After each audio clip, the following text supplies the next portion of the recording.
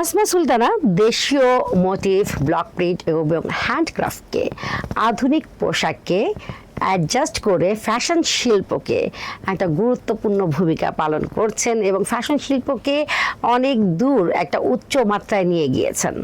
ঠিক তেমনি আজকে আমাদের অতিথি ফারজানা আফরিন আপু তেমনি তার নিজস্ব কারখানায় নিজস্ব পণ্যকে নিজেদের ডিজাইন দিয়ে ফ্যাশন খাতকে কিন্তু তারাও সমাদৃত করছেন। আজকে আমরা কথা বলবো ফারজানা আফরিন আপুর সঙ্গে, তার জানা অজানা অনেক কথা জানবো। আমাদের সঙ্গেই থাকুন। শুধু দর্শক, দৈনিক কালের সমাজ এবং 21শে সংবাদের রোজকারের আয়োজন নারী উদ্যোক্তার সফলতার গল্প অনুষ্ঠানে আপনাদের সবাইকে স্বাগতম জানাই আমি রোমানা শিকদার, এবং আজকে আছে আমাদের অতিথি ফারজানা আফরিন আপু। তার সঙ্গে আজকে আমরা কথা বলবো। আপু আসসালামু আলাইকুম। আসসালামু আলাইকুম, কেমন আছেন? আলহামদুলিল্লাহ ভালো আছে, আপনি কেমন আছেন? আলহামদুলিল্লাহ আপু।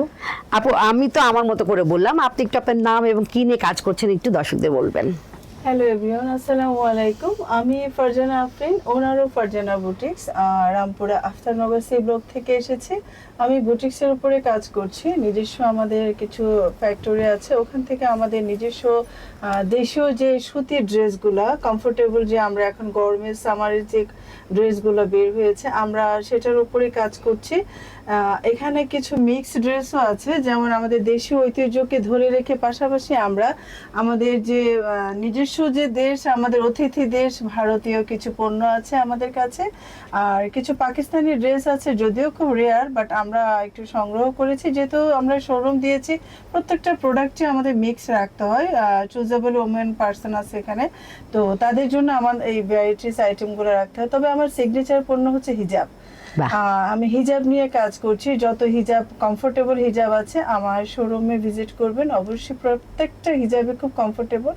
এবং আরেকটা মজার বিষয় হলো, আমাদের এখানে যত নারীরা আমার এখানে পারচেজ করবে তাদের প্রত্যেকটা ড্রেসের সাথে আমি হিজাব ফ্রি রেখেছি। ওয়াও, চমৎকার! ব্যাপারটা কিন্তু খুবই লোভনীয় যে ফারজানা আফরিন আপু তার বুটিক হাউস ফারজানাস বুটিক, সেখানে যারা হচ্ছে ড্রেস পারচেজ করবেন তাদের সঙ্গে আপু একটা করে হিজাব ফ্রি দিচ্ছেন। সো এই ব্যাপারটা অনেক বেশি লোভনীয়। আমার তো মনে হচ্ছে যে এখন আমি চলে যাই ফারজানাস বুটিক, যেটা হচ্ছে আফতাবনগরে। আপনারা কিন্তু আমার মতো যারা হচ্ছে একটু লোভে পড়ে গেছেন তারা কিন্তু জলদি জলদি চলে যাবেন। আপনি একটু জানতে চাই যে আপনার জন্ম বেড়ে ওঠা আসলে কোথায়? আমার জন্ম হচ্ছে মগবাজার টিনটি হাই স্কুলে। আমরা মগবাজার কলোনিতে, আমার বাবা টিনটি সরকারি চাকরি করতেন, সেই সুবাদে আমরা মগবাজার কলোনিতে আমরা বড় হওয়া, এবং আমার বেড়ে ওঠা সে টিনটি স্কুল, আর কলেজ হচ্ছে সিদ্ধেশ্বরী ডিগ্রি কলেজ। ওখান থেকে আমি গ্রাজুয়েশন কমপ্লিট করে আমি মহিলা অধিদপ্তরে চলে যাই। আর সেখানে আমি দর্জি বিজ্ঞানের উপরে টিচার ছিলাম, এবং খুব ভালোভাবে সেখান থেকে আমি টিচারের যে ক্রেডিট, সেখানে আমি 96 পয়েন্ট পেয়ে আমি অগ্রগতি যাত্রা শুরু আমার সেখান থেকে। তো আমার সেই তখনকার ম্যাম ছিল নীলুফার ইয়াসমিন ম্যাম। ম্যাম একদিন বলেছিল আমাকে যে তুই একদিন অনেক বড় হবি এবং তুই একদিন নারী উদ্যোক্তা হিসাবে তৈরি হবে, আমি দোয়া করি। তখন আমি বললাম, আপু আপনি এত অ্যাডভান্স কথা বলতেছেন, আমার মনে হয় না আমাকে দিয়ে কোনো কাজ হয়। বলে যে না, তুই অনেক গুণবতী একটা মেয়ে, কারণ তোর কাছে দেখা গেছে আমার এত ব্রিলিয়েন্ট সিনিয়র পার্সন মেয়েরা থাকতে তোর কাছে কেন শিখতে যায় সবাই। তখন আমি বললাম যে আপু আপনি আমার জন্য দোয়া করবেন, আমি যেন একজন নারী উদ্যোক্তা হিসেবে তৈরি হতে পারি। যদিও আপু বেঁচে আছে কিনা আমি জানি না, আমি দোয়া করব যদি বেঁচে থাকেন তাহলে সুস্থভাবে যেন বাঁচে, আর যদি আল্লাহ ওনাকে বেহেশতে নসিব করে তো আমরা দোয়া করবো ওনাকে যেন আল্লাহ বেহেশতে নসিব করুন। চমৎকার! মানে আপুর গুণ কিন্তু আমার বলতে হলো না, আপুর মুখ দিয়ে কিন্তু অটোই বের হয়ে গেছে, কারণ তার টিচার মানে ওই বয়সে আপুর জন্য প্রিডিক্ট করে গেছেন যে আপু একজন বড় হয়ে একজন সফল নারী উদ্যোক্তা হবেন। সো সেটাই কিন্তু ঘটেছে। নিশ্চয়ই তার দোয়া ছিল, অবশ্যই ছিল, এবং আপুর আপুর চর্চা, আপুর জ্ঞান এবং আপুর হচ্ছে কি বলে ধৈর্য আপুকে কিন্তু আজকে এই পর্যায়ে নিয়ে এসেছে। সো আমি সবাইকে বলবো যে আপনারা যারা হচ্ছে উদ্যোক্তা জীবন শুরু করবেন, পরিশ্রম কিন্তু অবশ্যই করতেই হবে। আপু এবার একটু জানতে চাই যে আপু ছোটবেলায় যেহেতু আপনার ওই ধরনের আপনি কথা শুনেই বড় হয়েছেন, তো তখনই তো মনে হয়েছে যে আমার নিজস্ব একটা পরিচয়ে আমি পরিচিত হতে চাই। আচ্ছা, তো আপনার কি মনে হয় যে প্রত্যেকটা মেয়ের কি এরকম আইডেন্টিটি, কারণ আমরা মেয়েরা আসলে অনেক আইডেন্টিটি ক্রাইসিসে ভুগি, তো আপনার কি মনে হয় যে প্রত্যেকটা মেয়েদের কি স্বাবলম্বী হওয়া উচিত? ধন্যবাদ রোমান আপুকে এত সুন্দর কোশ্চেন করার জন্য। আর সবচেয়ে আমার এসে যাকে ধন্যবাদ দেওয়া উচিত ছিল আমাদের ফাহিমা সুলতানা পারভিন আপুকে। অনেক অনেক ধন্যবাদ আপুকে, এত চমৎকার একজন সিনিয়র আপুর কাছ থেকে আমি এখানে আজকে রোমান আপুর সাথে পরিচয় আমার। ফাহিমা আপু আপনাকে যথেষ্ট ধন্যবাদ, আমাকে রোমান আপুর সাথে পরিচয় করে দেওয়ার জন্য ধন্যবাদ। আর ধন্যবাদ দিব রোমান আপুকে, যথেষ্ট একটা ইম্পর্টেন্ট একটা কোশ্চেন করেছে। আমরা নারীরা যারা একটু অ্যাবিলিটি আছে, সেসব হাজবেন্ডরা মনে করে যে তোমাদের তো যথেষ্ট পরিমাণে প্রচুর টাকা, তোমরা জাস্টিফাই করতেছো না যে তোমরা এই পর্যায়ে যেতে পারবা না, তোমরা সমাজে গেলে বলবে যে অমুকের স্ত্রী কেন এটা করছে, অমুকের স্ত্রী এটা করছে, ভাই এটা ঠিক না। তো আমি সেই নারী উদ্যোক্তা বোনদেরকে উদ্দেশ্য করে বলতেছি যে আপুরা আপনারা যেখানে আছেন না কেন, আগে ফ্যামিলিতে হাজবেন্ড, ফ্যামিলি যারা বাচ্চারা, বিশেষ করে যাদের বাচ্চারা বড় হয়ে গেছে, তাদের সাথে বসে একটু কাউন্সিলিং করবেন। তারা কি চায়, তার মা কি উদ্যোক্তা হবে নাকি তার বাবার সাথে টাইম পাস করলে বেশ খুশি হবে। তবে আমি আশা করব যে সেসব ভাইরা যারা পছন্দ করেন না, তারা অবশ্যই আপুদের সাথে একটু গেট টুগেদারে আসবেন, চা খাবেন, দেখবেন যে নারী উদ্যোক্তা মানে খারাপ কিছু না, নারী উদ্যোক্তা মানে গল্প না, নারী উদ্যোক্তা মানে হলো অনেক বেশি জাগরণ। কারণ মেলায় যদি না আসে তাহলে কিন্তু উদ্যোক্তা তৈরি হতে পারবে না, আমি মনে করি এটা। আর ফ্যামিলির সাপোর্ট, হাজবেন্ড সাপোর্ট না করলে আপনি ঝগড়া করে কিন্তু আপু উদ্যোক্তা হবেন না, প্লিজ। আর বিশেষ করে আপনার সন্তানদেরকে প্রায়োরিটি দিবেন। সন্তান আগে কি চায়, মা যদি ঘরের বাইরে নিতে না চায়, সে 1 মাস ধৈর্য ধরবেন, আগে সন্তানের মন জয় করুন, ইভেন আপনি কাজে আসুন, সন্তানকে পরস্পরকে ভালোবাসুন। ভালোবাসার পর একটা সম্পর্কের ভিত্তি যখন তৈরি হবে, দেন আপনি কাজে আসবেন। আপনি ধরেই কিন্তু ঝগড়াঝাটি করে নারী উদ্যোক্তা হতে যাবেন না। আমার এই একটা রিকোয়েস্ট, 2 মাস অন্তত তাকে অবজার্ভ করেন, তারপর আপনি নারী উদ্যোক্তা হিসাবে তৈরি হন। আমি রিকোয়েস্ট করব নারী বন্ধুকে। চমৎকার চমৎকার, মানে এত সুন্দর আপনি কথা বলেছেন।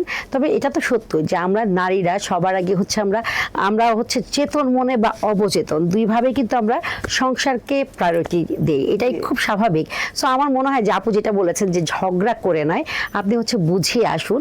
এবং হাজবেন্ডরা বুঝতে আসলে চায় না, তারা হচ্ছে শাশুড়ির অবাধ্য সন্তান, আমাদের না, শাশুড়ির বাধ্য সন্তান, স্ত্রীদের অবাধ্য স্বামী, তারা আসলে কোনোভাবে শুনতে চান না।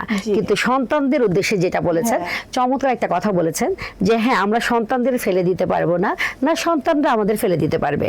তো একটা আপোষে সমঝোতার মাধ্যমে বুঝিয়ে ভালোবেসে আপনারা উদ্যোক্তা হন। অনেক অনেক সুন্দর একটা কথা বলেছেন। আমরা দেখা গেছে হুট করে এর দেখা দেখে আমরা হয়তো শুরু করে ফেলি, কিন্তু পরবর্তীতে যখন সংসারের চাপ আসে আমরা কিন্তু তখন ছেড়ে দিই। সো আপনি শুরু করে হঠাৎ করে ছেড়ে দিলেন, এটা কিন্তু হলো না। আপনার এতে আপনার সময় নষ্ট হলো, অর্থের নষ্ট হলো, একটা সম্পর্কও খারাপ হলো।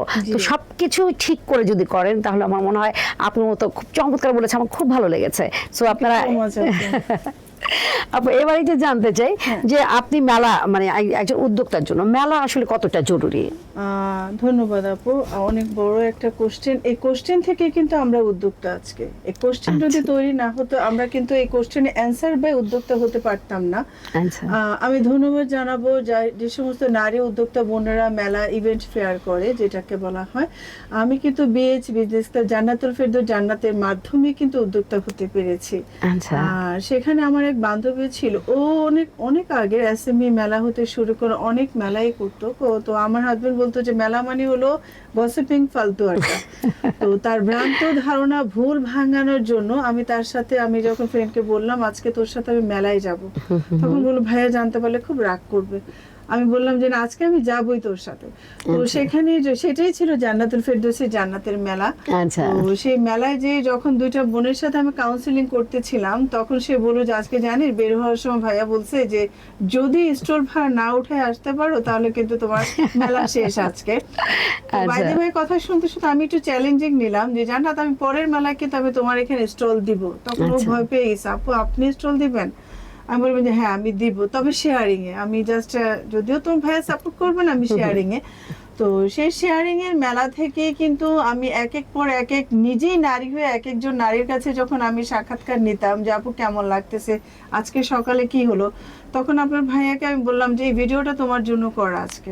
আচ্ছা, তো বললো যে কি সেটা, আমি বললাম যে 2 মিনিটের ভিডিও তুমি একটু দেখো, দেখার পরে দেখো মেয়েরা কি গসিপিং করে নাকি পুরুষের সাথে গল্প নাকি ফালতু আড্ডা বলে। তখন সে বলার পরে একটু অবজার্ভ করলো, তখন আমি 1 মাস তার সাথে খুব ভালো রিলেশনশিপে জড়ায় যাই যে আমাকে আমার শোরুম একটা দিতে হবে, যেহেতু আমার খুব নারী উদ্যোক্তা হওয়ার স্বপ্ন যাচ্ছে। আচ্ছা, বাই দ্য ওয়ে তাকে যখন আমি ম্যানেজ করলাম, ম্যানেজ করার পরে বলে যে ঠিক আছে তোমাকে একটা শোরুম করে দিই এবার চলো। আচ্ছা, আমি বললাম না, তুমি ভিডিওটা আরেকবার দেখতে হবে, নারীদেরকে কেন তুমি এরকম অপছন্দ করো, গল্প বলা, ফালতু আড্ডা, আমার এটাকে তোমাকে বের করতে হবে। আচ্ছা, ফাইনালি সে যখন আমার ছোট্ট একটা ভিডিও দেখলো, দেখার পরে বলতেছে আই এম সরি, আমি রিয়েলাইজ করতে পারলাম যে নারী মানে আড্ডা, নারী মানে খারাপ কাজ, নারী মানে গল্পগুচ্ছ, এগুলো করা না। তোমাকে দেখে মনে হলো যে না, তোমাকে কিছু করে দিই, তুমি পারবে। তো আমি ফাইনালি আমার হাজবেন্ডকে ধন্যবাদ জানাই, I proud of you my husband. Finally আমার বাড়ির নিচে একটা শোরুম আমি রেডি করতে পেরেছি। তার ভুল ভ্রান্ত যে নারীরা খারাপ কাজ করে না, নারীরা কোনো কিছু গল্প করে না, অনেক জেনে শুনে, হ্যাঁ অনেক নারী লোভে পড়ে ভুল করে। তবে আমি নারী উদ্যোক্তা বোনদেরকে রিকোয়েস্ট করব, কারোর সাথে রিলেশন যাওয়ার আগে সেই নারী উদ্যোক্তা বোনকে ফাইন্ড আউট করেন, তারপরে তার সাথে কাজ করবেন। আমি প্রত্যেকটা নারী উদ্যোক্তা বোনদেরকে অনুরোধ জানাবো, যারা লোভে পড়ে মনে করে যে আমাকে অফার দিল আপু আসেন আজকে আমাদের সাথে কাজ করেন, তার সম্বন্ধে না জেনে, তার আইডেন্টিফাই না করে কখনো জড়াবেন না, আমি মনে করি। ধন্যবাদ। খুব সুন্দর সুন্দর কিছু কথা বলেছেন। মানে আমার আপুর কি বলে চৌকস যে বিষয়টা খুব ভালো লেগেছে, সে টেকনিক্যালি তার হাজবেন্ডকে কোন অবস্থান থেকে কোথায় এনেছেন। আপনি দেখেন আমরা সবসময় কি করি, ঝগড়া ঝগড়া ঝগড়া, এরপরে জোর করে না জেদ করে জোর করে আমরা শুরু করি, কিন্তু একটা পর্যায়ে আমাদের থেমে যেতেই হয়। কিন্তু সেখানে আপু কি করেছে, পুরো 360 ডিগ্রি অ্যাঙ্গেলে পুরো ভাইয়াকে ঘুরিয়ে ফেলেছে, সন্তানকে ঘুরিয়েছে। এরকম আমার মনে হয় প্রত্যেকটা নারী এরকম মেধাবী হওয়া উচিত। এরকম ভালোবাসায়, আসলে ভালোবাসা দিয়ে কি না সম্ভব। আপু ভালোবেসে তার হাজবেন্ডকে দিয়ে বাড়ির নিচে একটা বড় একটা শোরুম দিয়েছেন, যেখানে সব কিছু পাওয়া যায়। একটা নারী যদি ঢুকে, সে কিছু না কিছু নিয়ে বের হবেই। সো এরকম একটা শোরুম নিশ্চয়ই অনেক মূলধনের বিষয়, সেটি তিনি করতে পেরেছেন তার স্বামীকে দিয়ে, শুধুমাত্র ভালোবেসে। সো হ্যাটস অফ আপু, খুব ভালো লেগেছে। সো আমার মনে হয় প্রত্যেকটা নারী আপুকে অনুসরণ করেন, যারা এই অনুষ্ঠান দেখছেন, আমার মনে হয় আপনাদের শেখার আছে অনেক কিছু। আরেকটু কথা আপু, হ্যাঁ জি আপু, নারী উদ্যোক্তা ভাই ও বোনদের উদ্দেশ্যে আমি বলছি, আপনারা সন্তানকে পাশে নিয়ে নারী উদ্যোক্তা মেলায় যাবেন। কারণ সন্তান যদি উপলব্ধি করতে না পারে যে ইভেন্ট ফেয়ার কিন্তু উদ্যোক্তা মেলা, যেটা আমরা বাংলা ইংলিশ দুইটাই ডাবিং করতেছি, আর ভাইয়াকে সাথে নেবেন মেলায়, তাহলে তার একটু হলো ভুল ভাঙবে যে মেলা মানে গসিপিং না। আর উদ্যোক্তা তখনই বুঝবে, একজন স্টলার কিন্তু সেল করার জন্য স্টল দিচ্ছে না, আপনি এটা ভুল বুঝবেন না যে আমার ওয়াইফ স্টল দিচ্ছে তার কেন প্রপারলি সেল হলো না, এটা মনে করবেন না। আপনি মনে করেন যে প্রোডাক্ট নিয়ে সে মেলায় স্টল দিয়েছে, সেই প্রোডাক্টটা যেন প্রচার হয়, আমাদের কাজ হচ্ছে আমরা প্রোডাক্টটা প্রচার করব। আদারওয়াইজ কিন্তু আমরা সেল করার জন্য আমরা মেলায় স্টল দিচ্ছি না ভাই বোনেরা।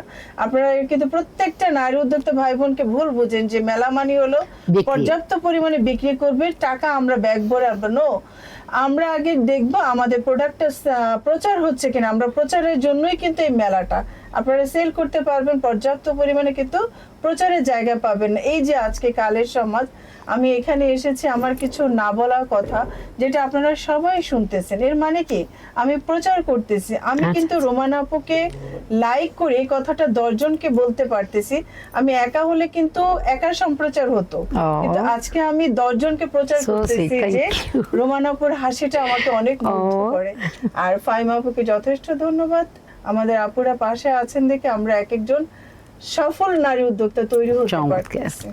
খুব সুন্দর করে আপুর কথা শুনে আমি অভিভূত হচ্ছি আসলে, যে এত সুন্দর করে কথা বলেন। এবং আমরা মেলা মানেই, সত্যি কথা, আমরা মেলা মানেই বুঝি যে অনেক সেল হবে, একদম কাঁচা টাকা নিয়ে ঘরে ফিরবো, ব্যাগ ভর্তি টাকা থাকবে, কিন্তু না, আপু এত সুন্দর বলেছেন যে আপনার পণ্যের প্রচার। আসলে মেলা হচ্ছে একটা ব্র্যান্ডিং, যে আপনার হচ্ছে পণ্য ক্লায়েন্ট বা কাস্টমার হচ্ছে ধরে বুঝে দেখে নিতে পারবেন। যখন সে সন্তুষ্ট হবেন তখনই কিন্তু আপনার কাছে পরবর্তীতে অর্ডার আসবেন। আর বিজনেসে বা উদ্যোক্তা জীবনে রিপিট কাস্টমার একটা হচ্ছে ব্লেসিংস। সো আমাদের উচিত রিপিট কাস্টমার ধরে রাখা। জি আপু এবার একটু জানতে চাই যে আসলে আমাদের নারীদের প্রতিবন্ধকতার কথা আসলে আমরা শুনেছি যে ভাইয়া ছিল মনে হয়, তারপর আমরা একটু শুনতে চাই যে একজন সফল পুরুষের পেছনে একটা নারীর অবদান থাকে, আর ওই রকম একটা নারীর পেছনে একজন সফল পুরুষ বা কারো না কারো একটা অবদান থাকে বা একটা অনুপ্রেরণা থাকে। আপনার জীবনে কি ছিলেন? আমার জীবনে আমি মনে করি যে প্রথমত আমি একাই ফাইট করেছি। আমি যে বললাম, একা ফাইট করতে গিয়ে আমি উপলব্ধি করলাম যে আমার বেঁচে থাকার জন্য আমার দুইটা অস্ত্র দরকার, এক হলো সন্তান আর এক হলো স্বামী। এই দুইটা অস্ত্র যদি প্ল্যাটফর্মে আমি জায়গায় তৈরি করতে না পারি, তাহলে কিন্তু আমি উদ্যোক্তা কেন, আমি ভালো মানুষ হতে পারবো না। আমি মিথ্যা অপবাদ নিয়ে আমি বেঁচে থাকতে চাই না। আমি চাই যে একদম স্ট্রংলি একটা ওমেন্স একটা না তৈরি হতে, যেখানে সমাজে সবাই বলতে পারে যে না, সে পেরেছে, ফারজানা আফরিন, সে কোনো ছলে বলে কৌশলে না, সে তার নিজের অধিকারে নিজেই প্রতিষ্ঠিত হয়েছে। তখন আমি সন্তানকে সাথে শেয়ার করি এবং সন্তানকে নিয়ে আমি জান্নাতের মেলায় 3-4 বার যাই। আমার ছেলেকে বুঝাই যে বাবা দেখো তো মেলাটা কেমন, বা আম্মুকে কি বলে তুমি একটু দেখো। আর আপনার ভাইয়াকে যখন আমি মেলায় নিলাম, বলে কোথায় নিয়ে যাচ্ছ? আমি বললাম যে আসো না একটু মেলায় ঘুরে আসে, আমি কিছু প্রোডাক্ট কিনবো। তখন তাকে আমি একটু অন্যরকম ভাবে একটু রিয়েলাইজ করাইতেছি যে দেখুন এই প্রোডাক্টটা খুব ভালো, মানে আমি তাকে পুরোটা মেলা ঘুরাবো। আচ্ছা, এই ধরনের টেন্ডেন্সি মাথায় নিয়ে যখন আমি মেলা পুরোটা তাকে ঘুরালাম, তো এক পর্যায়ে সে বলতেছে ভালোই তো লাগলো, কেমন হয়? আমি বললাম যে তোমার কেমন হয় যদি আমি এখানে আমার প্রোডাক্ট নিয়ে একটা স্টল দিই, কেমন হয় বলো তো? দিতেই পারো, মনে হয় ভালোই। এই দিতেই পারো কথাটা বের করতে আমার দীর্ঘ 2 মাস লেগে যায়। তখন আমি তার কাছ থেকে এই সাপোর্টটা নিলাম। দেন হলো আমার এখন সন্তান, আমার মেয়ে আছে, এক ছেলে এক মেয়ে। আমার মেয়ে এবার ইংলিশ অনার্স মাস্টার্স করেছে, বিয়ে দিয়েছে, আর ছেলে এআইবিতে পড়ে। দুজনেই যখন আমাকে বলে হ্যাঁ আম্মু ইটস ওকে, আমি বললাম যে আমি finally women the right person, আমি এগ্রি। তখন আমি বললাম যে আচ্ছা ঠিক আছে, কি বলো, ছেলে মেয়ে তো আমাকে সাপোর্ট করলো, এবার আমি ফার্স্ট স্টেপ আমি শুরু করি। বলে আচ্ছা ঠিক আছে, তোমার ছেলে মেয়ে যখন সাপোর্ট করেছে তো আই এম ডান।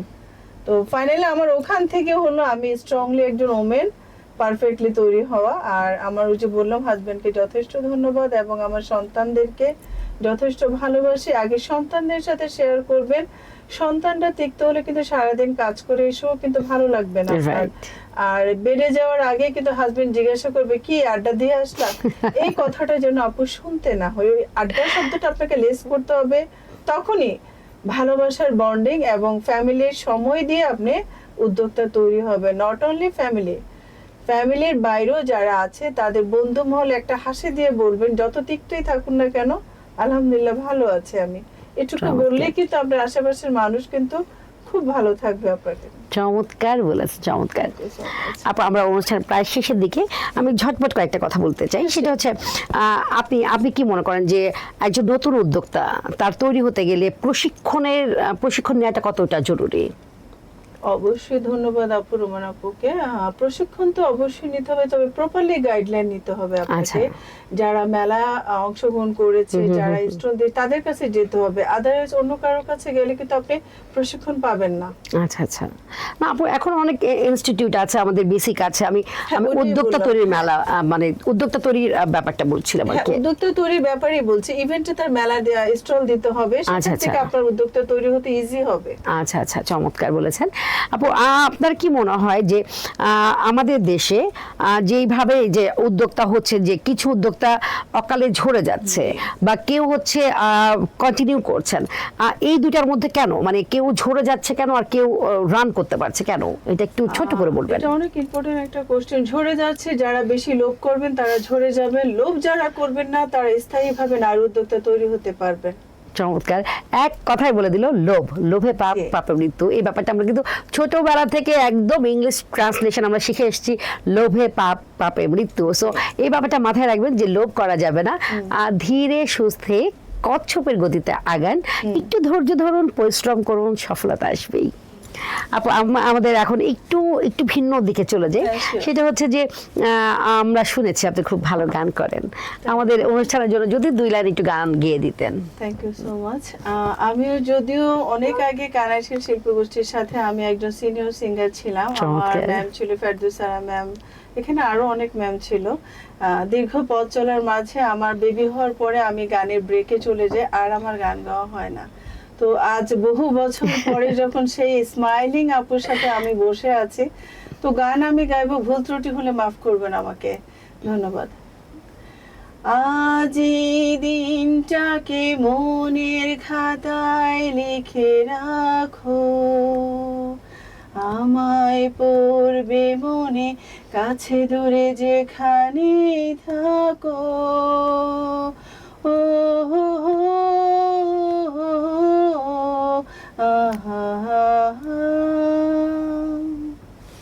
চমৎকার, মানে আমরা কিন্তু কণ্ঠ শুনে বুঝে গেছি যে উনি খুব ভালো শিল্পী ছিলেন, যদিও সন্তান হবার পরে হয়তো বা আপু নিজ ইচ্ছাতেই ব্রেক নিয়েছেন। হ্যাঁ, কিন্তু আসলে ভেতরে যে প্রতিভা থাকে আপনি যতই ঢেকে রাখেন, যতই ছেড়ে দেন, ওটা কিন্তু থাকেই। সো এটা আপুর কণ্ঠ শুনে কিন্তু আমরা বুঝতে পেরেছি যে আপু যে কোনো সময় কন্টিনিউ করলেই, চর্চা করলেই কিন্তু আবার সেই ধার চলে আসবে ইনশাল্লাহ, ইনশাল্লাহ। আপু একদম শেষ প্রশ্ন, সেটা হচ্ছে যে বর্তমানে আপু আরেকটা, এর আগে একটা প্রশ্ন করি, সেটা হচ্ছে আপনার ফারজানাস বুটিকে আসলে কি কি আছে, একটু যদি আমার দর্শকদের বলতেন। তো আমার নারী উদ্যোক্তা ভাই বোনদেরকে সবাইকে আসসালামু আলাইকুম। যেহেতু আমরা অনুষ্ঠানের শেষ প্রান্তে, আপু বললো আমরা চলে এসেছি, তো আমি আমার ফারজানা বুটিক্সে সিগনেচার পণ্য হলো হিজাব, আর দেশীয় পণ্য হলো আমাদের এখানে জয়পুরি আছে দেশীয় পণ্য, আর বিশেষ করে আমাদের যে কাছের দেশ ভারতীয় পণ্য কিছু রেখেছি, পাকিস্তানি কিছু ড্রেস রেখেছি, এবং স্টুডেন্ট বাজেটের কিছু শাড়ি রেখেছি আমি, দোপাট্টাও রেখেছি যেটা ওড়না বলে, খুব রিজনেবল প্রাইস। তবে সবচেয়ে আকর্ষণীয় হলো যেটাই নেবে সেটার সাথে হিজাব ফ্রি।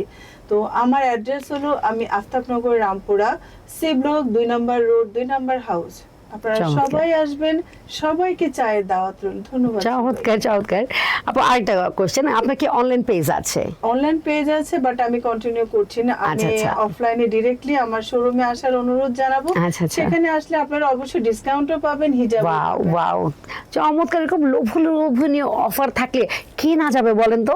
আমার তো মনে হচ্ছে যে আমার শোটা শেষ করে আমি সোজা দৌড় দিই, যে এরকম একটা লোভনীয়, যে আপনি যা কিনবেন সেটার সঙ্গে হিজাব ফ্রি, মাশাআল্লাহ, এবং ডিসকাউন্ট আছে। সো এই ব্যাপারগুলো কিন্তু, এবং হচ্ছে সবচেয়ে লোভনীয় হচ্ছে আমাদের যারা স্টুডেন্ট আছে, ওদের স্টুডেন্ট বাজেটে আপনারা শাড়ি পাবেন, কারণ স্টুডেন্টদের আসলে অনেক অকেশন থাকে, ওরা হচ্ছে একটু স্বল্প মূল্যে অনেক সুন্দর সুন্দর শাড়ি চাই, এবং আমার মনে হয় যে ফারজানাস বুটিকে আপনারা হচ্ছে এই সমস্ত কিছু পেয়ে যাবেন। সো আর দেরি নয়, আপনারা কিন্তু চলে যাবেন আফতাবনগরের হাউস নাম্বার 2, রোড নাম্বার 2। চমৎকার। আপু একদম লাস্ট কোয়েশ্চেন, সেটা হচ্ছে যে ফারজানা আফরিন আপু বর্তমানে যে অবস্থানে আছেন, আগামী 5 বছর পর আপনি নিজেকে কোন অবস্থানে দেখতে চান? আমি নিজেকে আসলে সফল নারী হিসাবে এবং সফল নারী কার্যকর হিসাবে আমি আমার নিজেকে দেখতে চাই, যেন আমি কোথাও যে আমি ফ্রি ভাবে বলতে পারি, ক্লাস করাতে পারি, আমি কোনো বেনিফিট নিব না, আমি কোনো কারো কাছ থেকে চাহিদা সম্পূর্ণ কোনো কিছু আদায় করব না। আমি আদায় করব যে আমাকে এই জায়গায় বসো, আমি তোমাদেরকে কিছু শেখাতে চাই, কিছু বলতে চাই, আমাকে কিছু দেওয়া লাগবে না, তবে আমাকে সম্মান, আমার সম্মান আমাকে ফিরিয়ে দিও। ধন্যবাদ সবাইকে। চমৎকার বলেছেন যে এরকম একটা মহানুভব মানুষ, যিনি ট্রেনিং দিতে চান বা তাদের কাউকে শেখাতে চান, উদ্যোক্তা তৈরিতে সাহায্য করতে চান বিনা পারিশ্রমিকে। সো এরকম মানুষ আমাদের সমাজে বিরল। আমরা যারা চাই, যাদের আছে ভুরি ভুরি, তারা চায় আরো বেশি, তারা হচ্ছে নিজেদের পকেট ভরতেই ব্যস্ত। সেই সময় আমাদের আপু ফারজানা আফরিন আপু একদমই ব্যতিক্রম। তিনি নিজ উদ্যোগে হচ্ছে শেখাতে চাচ্ছেন, তার দ্বারা যদি একটা মানুষ উপকৃত হয় সেটাই তার সার্থকতা। সো আমার মনে হয় এরকম মানুষকে আমাদের সমাজে অনেক দরকার, অনেক দরকার। আপু অসংখ্য ধন্যবাদ আমাদের অনুষ্ঠানে এসেছেন। ধন্যবাদ। ধন্যবাদ রুমান আপু। আর আবারও এগেইন টু রিপ্লাই ফাহিমা সুলতান পারভিন আপুকে অসংখ্য ধন্যবাদ আমাকে এত সুন্দর একটা আড্ডায় জয়েন হওয়ার জন্য, আমি যেন ফাইম আপুর সাথে কাজ করতে পারি এবং রোমান আপুর সাথে যেন হেসে খেলে আড্ডা দিতে পারি, অন্তত চা খেতে পারি। চমৎকার Thank you so চমৎকার, much. ইনশাল্লাহ। শুধু দর্শক, দৈনিক কালের সমাজ এবং 21 সংবাদে রোজকারের আয়োজন নারী উদ্যোক্তা সফলতার গল্প অনুষ্ঠান, এই পর্বটি আপনাদের কেমন লাগলো আমাদের জানাতে একদম ভুল করবেন না। এবং এই অনুষ্ঠানে যারা আসতে চান আপনারা কিন্তু আমাদেরকে ইনবক্স করে দিতে পারেন। আজকে এই পর্যন্ত, সবাই সুস্থ থাকুন, ভালো থাকুন, আমাদের সঙ্গেই থাকুন। আল্লাহ হাফিজ, আসসালামু আলাইকুম, শুভ সন্ধ্যা। আসসালামু আলাইকুম, শুভ সন্ধ্যা।